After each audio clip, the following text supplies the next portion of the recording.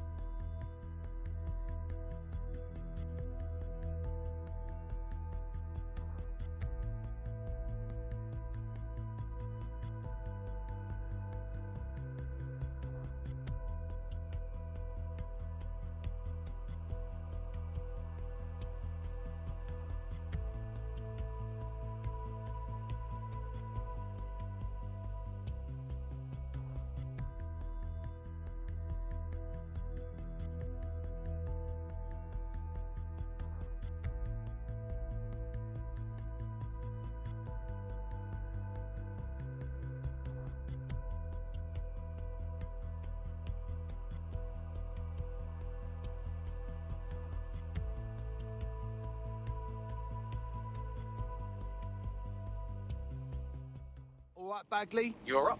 What shall we do today?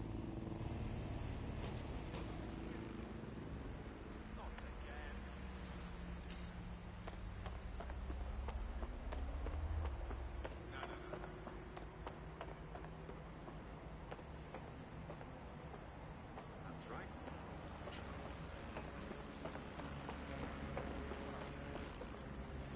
Yeah, of course. Yeah, I got that. Of course! I hear you.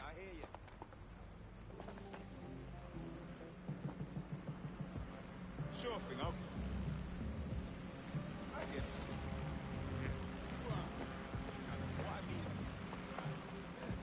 No sweat. What's happening?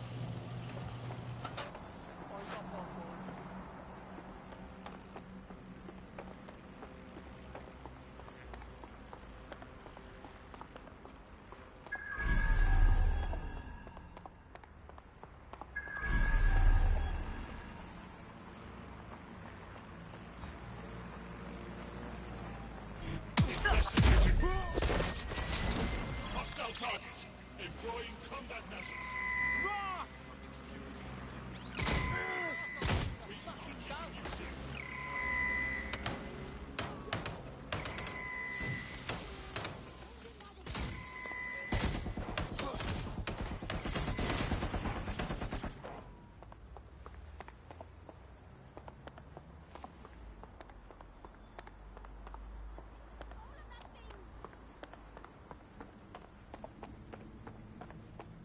Right.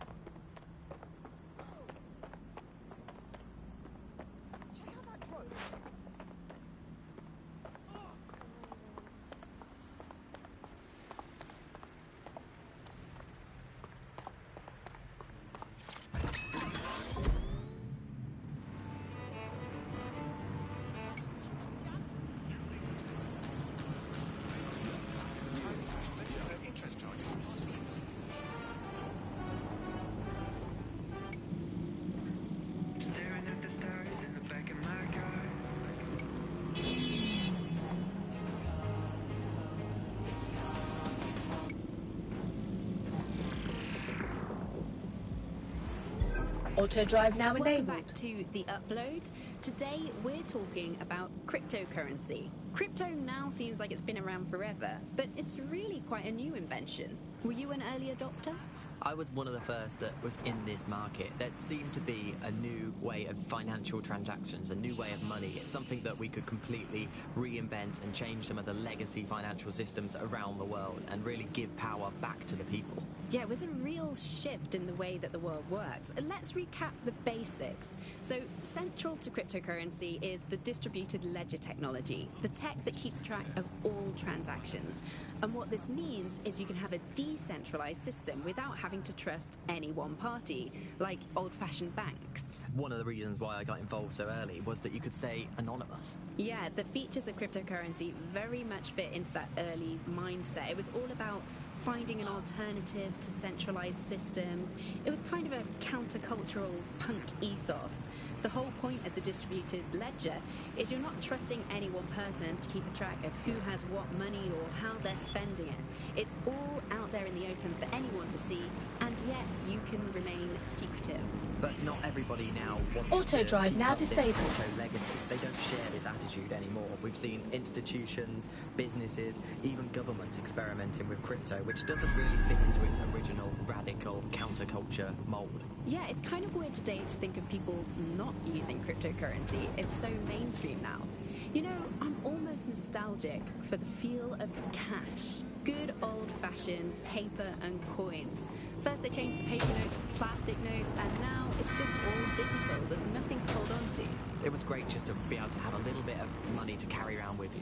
I think the turning point in the UK really came a few years ago when the pound dropped 10% over just one season. People living off grid started using crypto, and just as everyone was losing faith in the pound, they were gaining it in cryptocurrency.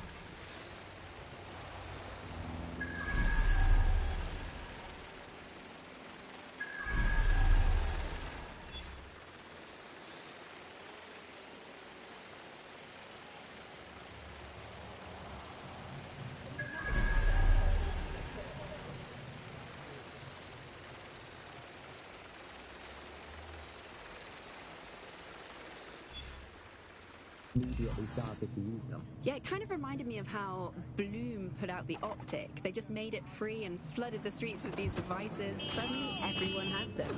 If there's this great option of tech, people are just going to start using it, no matter the cost. Parliament actually tried to put a stop to the cash points, but people were using them so much already. There was outrage. I mean, some parts of London were already using crypto as their primary currency by then.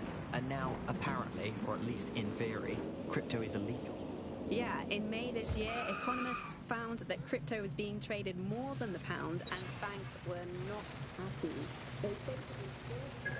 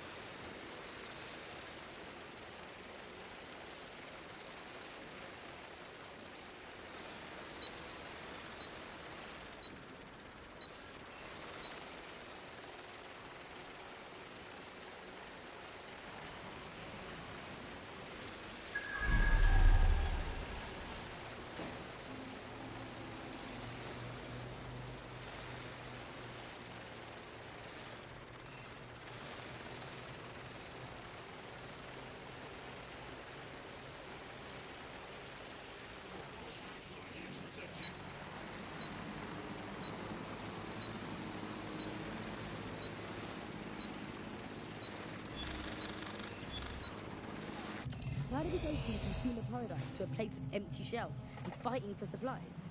What turns a land of plenty into a wild west of hoarding, food battles and black market barons? We protect everyone who comes on the podcast by keeping their identities secret. Here's veteran political reporter Ian on the power behind shortages. Look, I mean, what was the first thing that happened when Britain sealed itself off? Like, the first stuff that stopped from coming in was fresh food. I mean, you can live without fresh food. I mean, everyone's quality of life got instantly worse without it. The most damaging part was when the radioactive isotopes were coming. Wake up and do something! Mercenaries on our streets!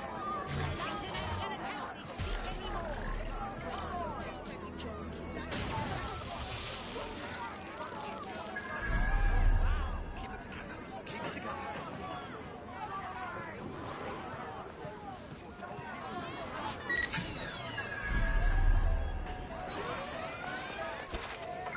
Live alarm. I repeat, live alarm. Location sent, need a 1013. Hey, we have a problem here. Always down. Seems the alarm has a mind of its own. I'll look around just in case. Drone, begin searching sequence. No sign yet. In critical care.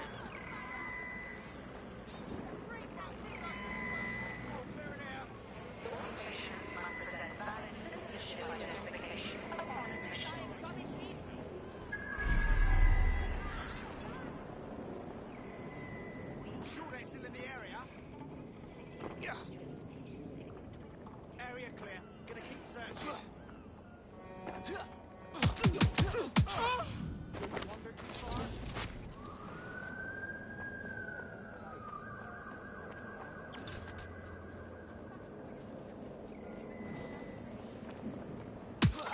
Nothing here. Resuming my patrol. No, please.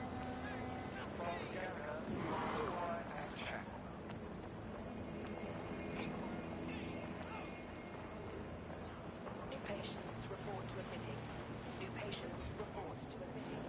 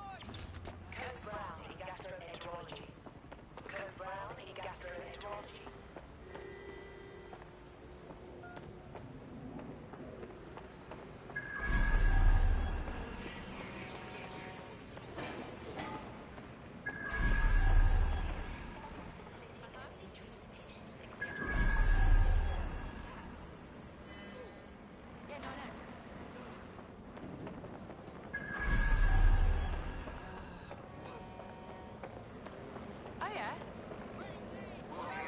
Vehicle license.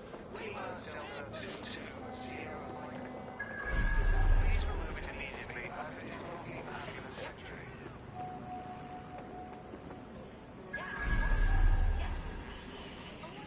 Visit the Guy Hospital and gynecology.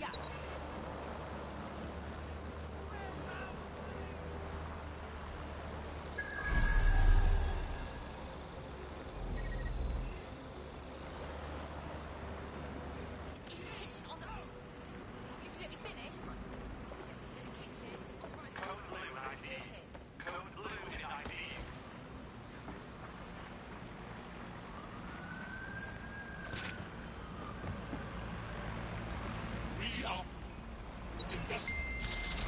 Surrender yourself.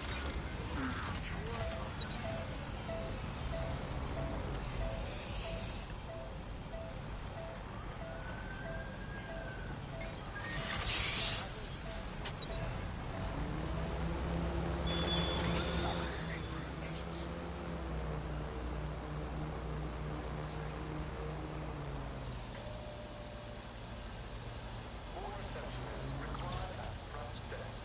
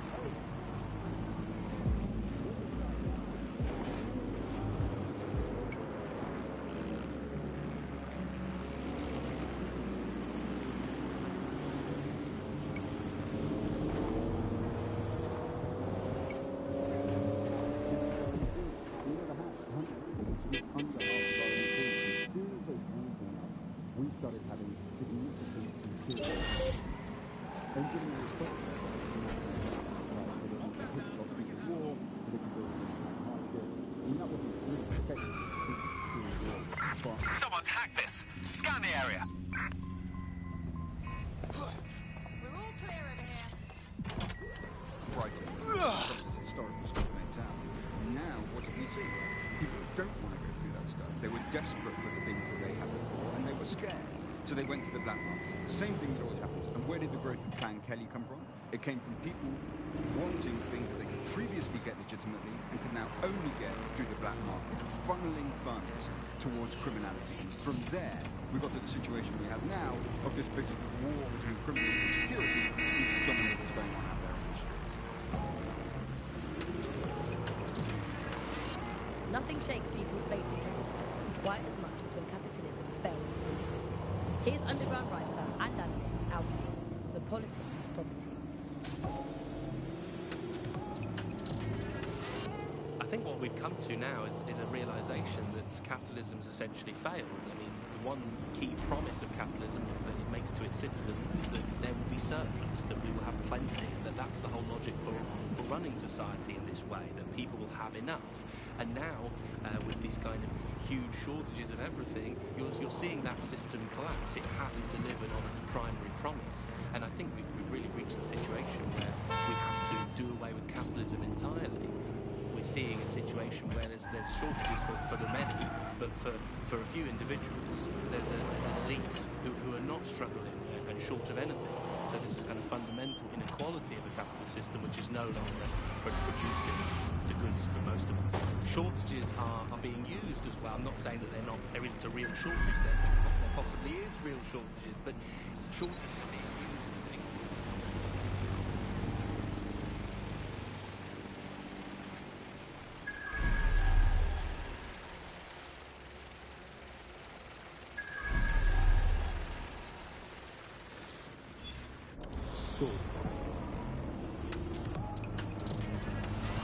So if you're starving hungry tonight, if your parents can't get their medicine and your brothers and sisters have to steal to eat, remember, it's all for the good of Albion, or Clanky, or someone, just not us. But that's going to change. You've been listening to Buccaneer with me, Tash. Keep spreading the word and keep sharing the podcast. There's enough of everything out there for all of us. We just need the guts to take it back.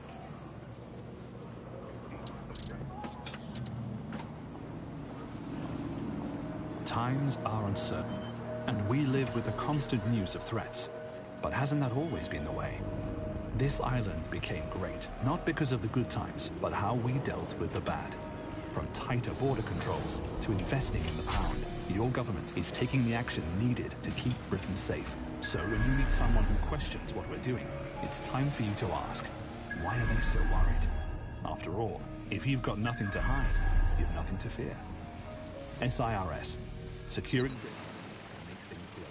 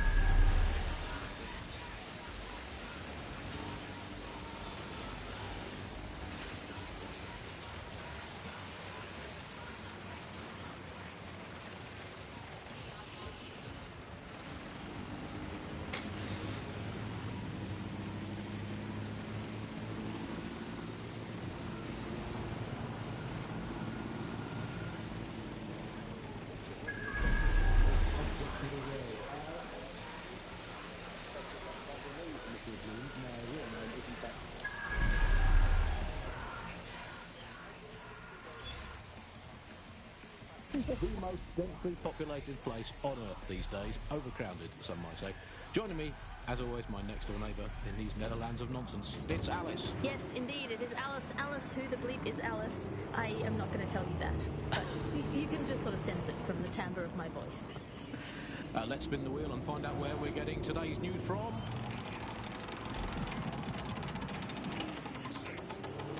Here. It's coming from here. I must get a new wheel with at least one other place on it. And the headline today, Alice, our borders are safe. We can all sleep easy in our well-bordered beds. 4,000 illegals were deported last month. These illegal people breaking the law just by existing, and of course illegality is contagious. It can osmose through your skin just by standing next to an illegal person. So we've got over 4,000. Watch for hostiles, my people. question for you, Alice, is why only 4,000? Is that really enough? I will not feel safe until at least another 75 million people have been deported from this country, and I'm here in Control, Britain, I've lost sight of the target. As a bleeding heart lefty, Andy, I would normally be outraged about this, but really I think mass deportation is a very handy way to break up with a partner. I'm sorry, baby, I love you, but an anonymous source has reported you for snoring really loudly in a French way. So everyone out, no exceptions. Alice, not even you. It's for the good of the country. Everyone out, unless you can prove that your family are in the...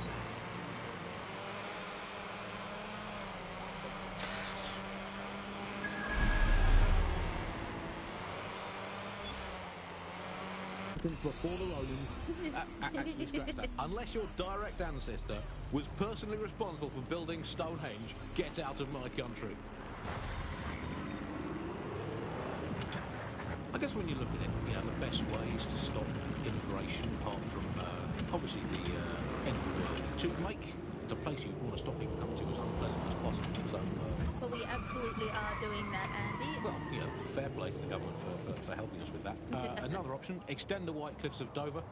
They've been resting on their laurels for too long. Very inefficient, it turns out, as a means of stopping immigration. We need to extend them by about another 11,000 miles, a full wrap around Great Britain, and they could do it being about 1.5 kilometres higher as well, with a special greasy coating to stop people clambering over the top or however they get in. Here's a quick joke for you, Alice. Did you hear the one about the woman who went into the immigration processing centre and was ever seen again? No, Andy, I didn't hear that one. Boom. Set up, punchline. Classic. For those of you unfamiliar with it, the immigration processing centre is, of course, where so many of our guests go for a longer than desirable.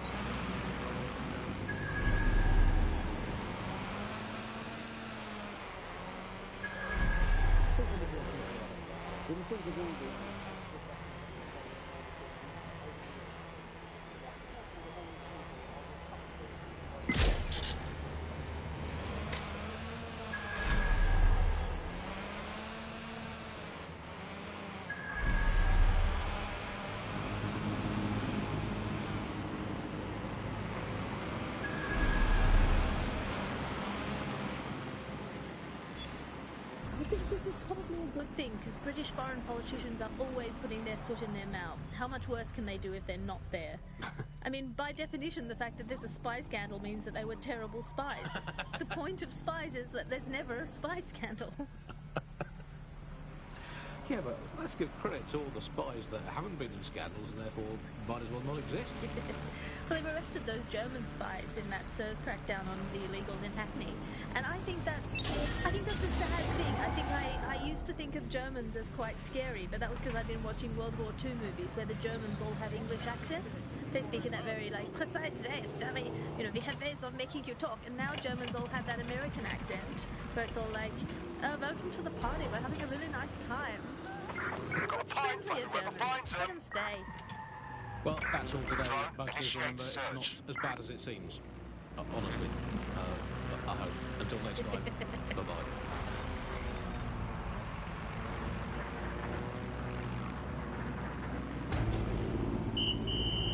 From Robert Peel's Bobbies to our first radio cars, we've been here to serve this city. And while times might have changed, our dedication hasn't. The Metropolitan Police. We've been protecting London since 1829.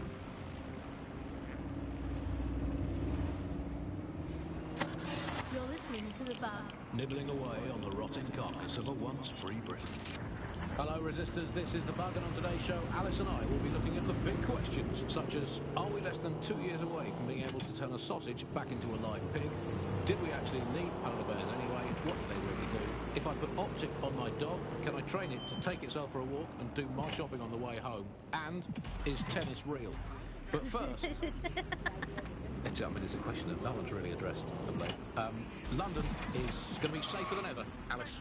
SIRS is installing thousands of additional CCTV cameras. So much there. Still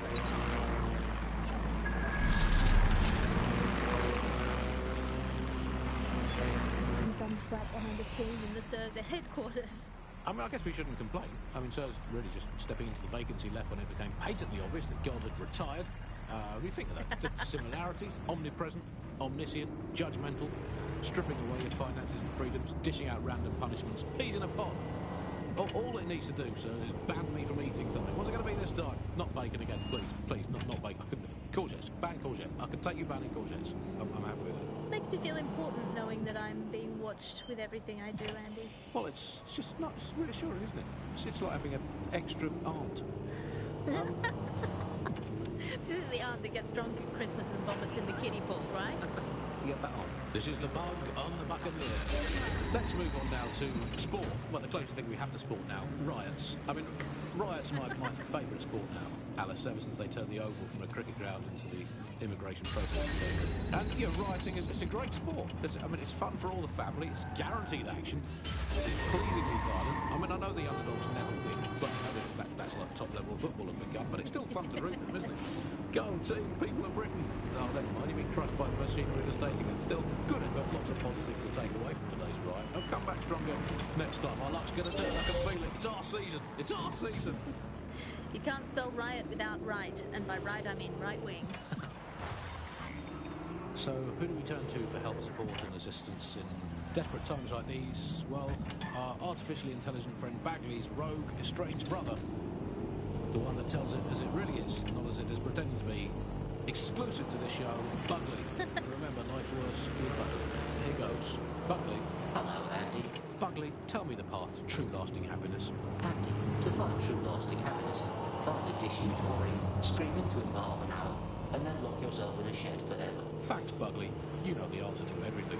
Hey, Bugley, how many seashells does she sell by the seashore? Alice, most of the seashore is now uninhabitable, so I would highly recommend she sees her doctor before engaging in any commercial proximity to the ocean.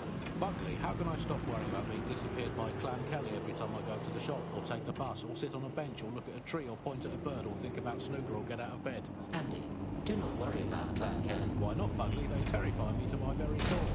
Because, Andy, we are all just dust in the wind of history. That's nice perspective, Bugley. Let's never lose sight. Hey, Bugley, how do you put a secret hideout in your basement without alerting your narc children and their tracking devices? Please hold still, Alice, while I report you to the authorities. Bugley, will things ever get better? Yes, Andy. The heat death of the universe is only 5 billion years away now. Oh, it's so nice to have something to look forward to. That's all from The Bug today. Keep it real, Bug fans. Actually, that's unreal if we could possibly manage, but that's way better. Counter-terrorism, counter-intelligence, counter...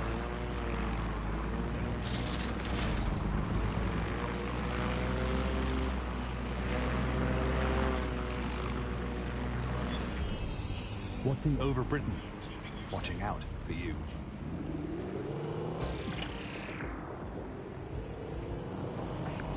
Coming up today on The Upload, we're talking about Sky Larson, the enigmatic founder of Broker Tech.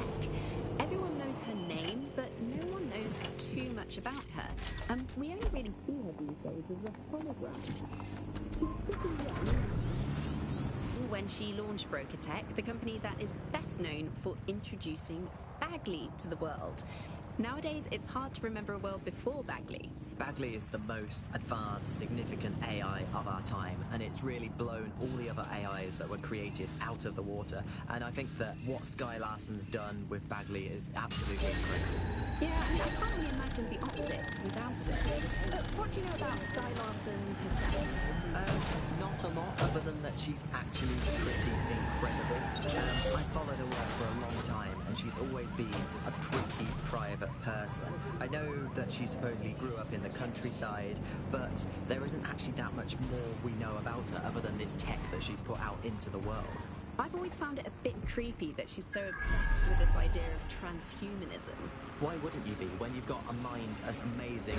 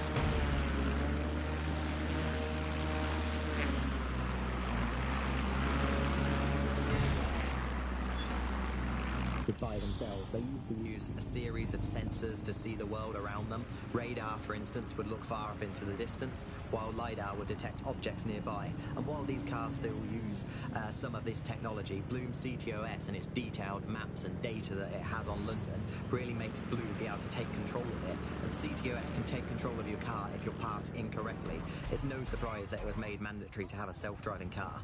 The system is so bad, though. It's so annoying. Whenever I try to use one of the shareable self-driving cars, I always find myself stuck in traffic.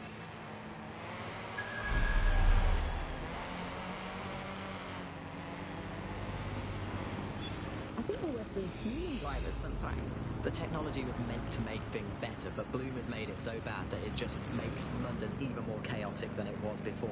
I'm giving up on the cars. I'm only using the bikes, which are not self-driving at the moment, at least. And don't even get me started on the data. Everything that Bloom sees from your movements around the city and the self-driving cars is collected and feeds back into its big information control system. Oh, not you and Bloom and privacy again. You're a broken record. Not as broken as our city's cars.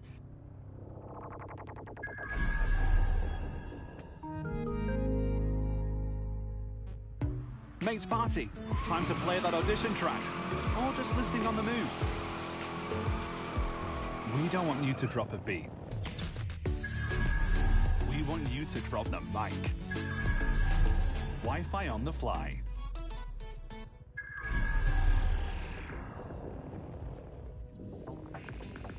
Hello and welcome to today's episode of The Upload.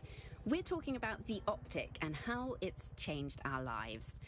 Now, as you remember, Bloom announced a new version of the optic at the recent Tone Conference, but we haven't heard too much about that since due to the dramatic events there. Let's cast our minds back.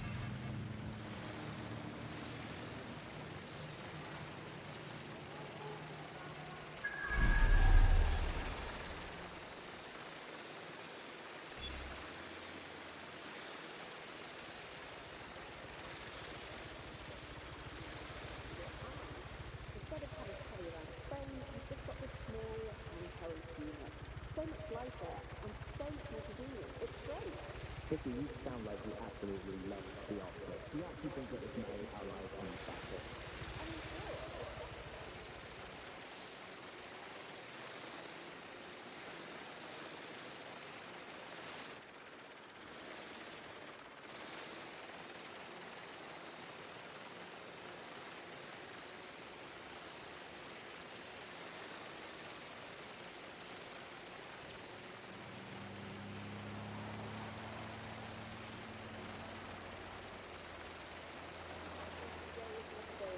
The upload, we're talking about how...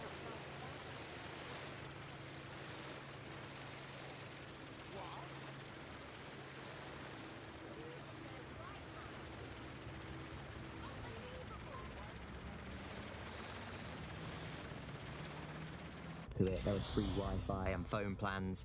That definitely helped, but it wasn't a case of this is a product that you need in your life. Why do you hate it so much? It's just the worst because you had to give up your privacy expectations and accept surveillance. It was almost like the government and Bloom didn't even need to make the optic mandatory. Making it mandatory was only to get the last holdouts across the line. If free data didn't convince you, fines and arrests from the state for not having the optic would pretty much be enough. I mean, what do you mean by privacy problems? No one really talks about that anymore. They don't talk about it because we don't have any choice when it comes to the optic. Yes, it's convenient and mandatory, but everybody's forgotten what it really means. Here, you've got a whole company owning basically all the data about your life. Bloom can see everything that you can see. Nothing is private anymore. There are so many times when I don't want anyone to have a clue about where I am, who I'm chatting with, what I'm doing. It's not even dodgy stuff, but I just don't want anybody to blackmail me with this in the future.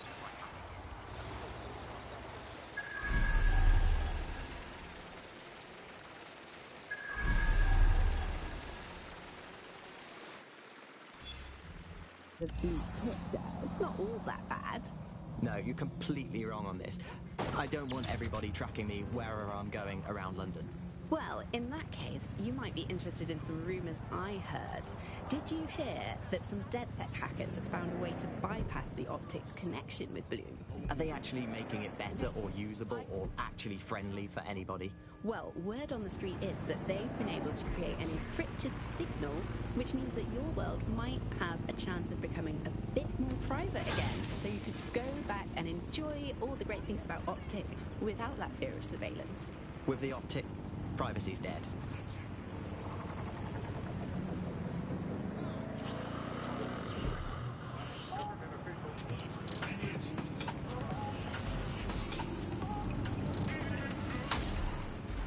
This is London Calling. You're listening to Buccaneer, your pirate podcast source for what they don't want you to know. I'm Sam, and this time we're giving a special shout out from us to the boys at the Signal and Intelligence Response Service, better known as SIRS. Why not? They're going to be listening anyway. They're listening to everything. But don't worry, we're not going to say anything bad about a massive, unaccountable spy organisation that uses its powers to stifle dissent and shut down free speech. Instead, we're going to look at how SIRS became so powerful. And as usual, we'll keep everyone's names and locations secret, so SIRS doesn't come looking for them. Ian was a veteran political writer and podcaster back in the days of pre-crisis Britain. It's the world we're living in now, fascist world. This is what fascism is the complete and total control of the individual. The desire to basically say to the individual, nothing Auto drive now enabled. on an individual basis. You are Auto drive now disabled. Part of the nation, and the only meaning that you will find in life is to become part of the nation. What is a nation? A nation doesn't mean anything, right? The nation is basically just encapsulated by the leader that takes over, that claims that he, has this sort of access to the soul of the country, to the soul of the people. He never does, it's just a myth, but that's what they go for. On that basis, they take the right to control every aspect of your life, from who you talk to where you eat, to where you go to hang out with your friends. And what we're seeing now is a contemporary iteration of this process where you get corporations and the state operating in tandem, basically molded into one another. But that isn't that rare.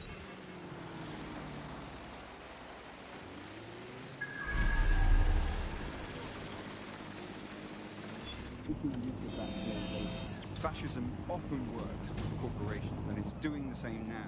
That's the way in which they track what you do. That's the way in which they track who you talk to. They operate as each other's proxies.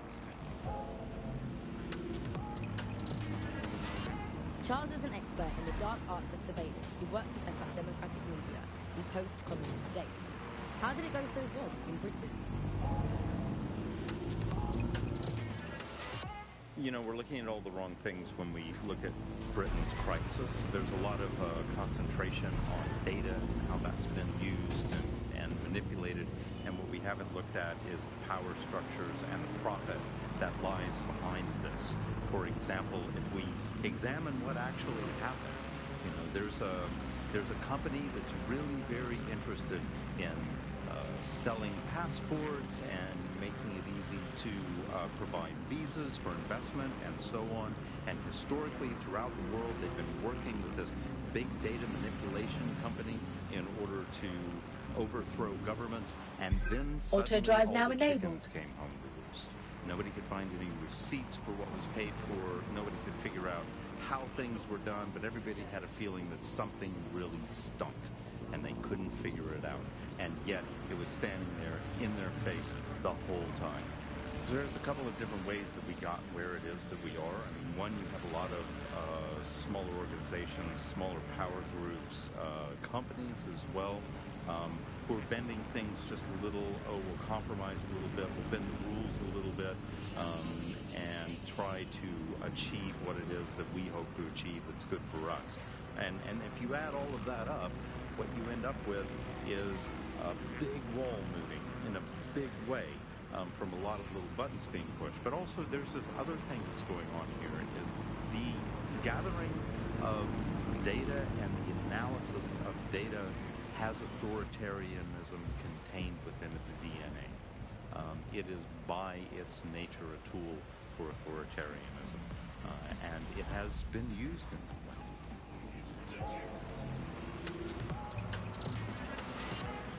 How does big data look into our lives?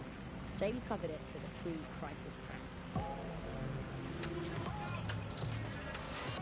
We're starting to see the merger of private data and that with data held by the state into what are called social credit systems. This is where every aspect of your behaviour is monitored and totted up by a central system to sort of score you as a person, a bit like a credit card, but predicated on all of your behaviour rather than just the money you're spending. And this can have profound impact. We're starting to see systems emerge which will punish you and stop you from doing things in society based on your behaviours. And this can be as trivial as if you jaywalk, if you cross the road in the wrong place, you might lose points. If you do some community activities or help your neighbours, you might earn points. And then this can be used to sort of evaluate you as a person. And this could mean, for example, better travel privileges, being able to travel first class, or being denied from travelling first class to not being allowed to travel at all.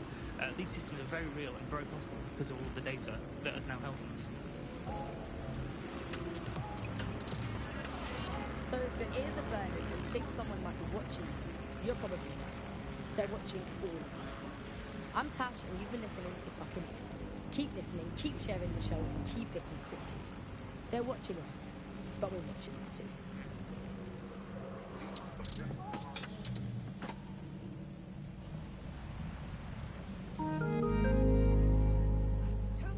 Steve, we're going to need that report after all.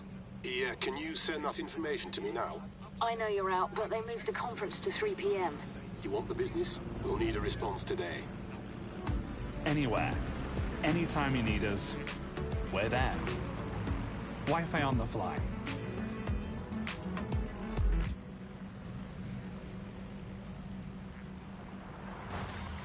Buccaneer. This is the Bug. Hello, Resistors. It's Bug time. Are you all sitting comfortably? No? Good. That's as it should be. This is the Bug. I'm Andy, and joining me to analyse the latest blowflies to emerge from the corpse of a once-free Britain, it's Alice. Hello, Andy. And today, we're going to talk to you about Albion, your friends and mine. Alice, the government has extended Albion's contract and have also boasted that violent crime has plummeted to a record low. Now, extending Albion's contract, to me, that's like having a pet dog, let's call it Nigel for the sake of argument, that attacks you every single day and thinking to yourself, wouldn't it be nice if Nigel had puppies? That contract has been extended so many times, it's like the neck of a politician that's criticised the government. I'm not sure entirely how those contract extension negotiations went, probably like a footballer. In the old days, I assume Albion's agent was leaking stories to the press about how our favourite private militia was being tapped up by Barcelona. The government panics and thinks, well, we better get them signed up before it's too late. But still, violent crime, a record low, although I imagine that probably depends exactly how you count it. If you include violent crime committed by the state, either themselves or via Albion, their chosen violent crime contractors who provide such a very valuable bargain service of beating people up, well, it's probably not quite as low as the figures suggest. I don't know. I think they're probably right. Who has the opportunity to commit violent crime these days anyway? The moment you pick up a fruit knife, you get tasered by a robot policeman and deported for looking Bulgarian. It's a much more peaceful society. It's just much less of a society. I want to know the details of the contracts, Alice. I mean, are they paid per dissident duffed up? Is it a set rate for each extrajudicial state mugging? And what is that rate? What do you think? Well, they certainly look like they're trying to hit a quota of some kind. But what is the set rate? Is it, 99.95 cryptos bargain? Seems very reasonable indeed. I imagine Auto drive now disabled. Anyway, Albion, because it's just so nice to get paid for doing your hobby anyway, isn't it? I imagine it doesn't even feel like work. I mean, who needs violent crime anymore anyway? You know, you can just starve to death without even starting a gang war. We do have to ask, exactly what does the Prime Minister make of all this? Let's ask him. Oh,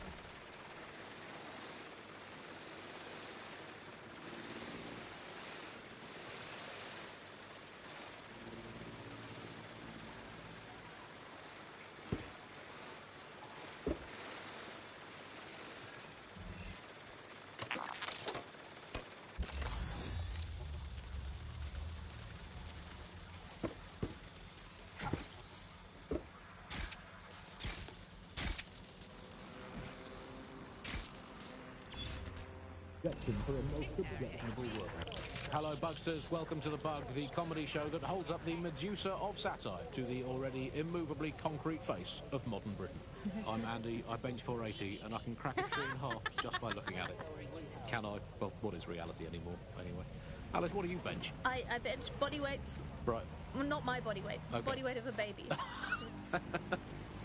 Yeah, I mean, you don't need to give that Auto kind of drive detail. now It's enabled. very impressive. People look at me and go, where did you get that baby? Yeah. You are listening to The Bug. In this week's Truth News, according to an official poll, 98% of Londoners are very happy with CTOS. And I am not sure that I agree with this, Andy. I don't think 98% of Londoners have ever in the history of London ever agreed on anything. You could not get 98% of Londoners to agree that oxygen was better than breathing a fog of raw liquid feces. And they expect us to believe that everyone agrees CTOS is better than not choking on shit mist.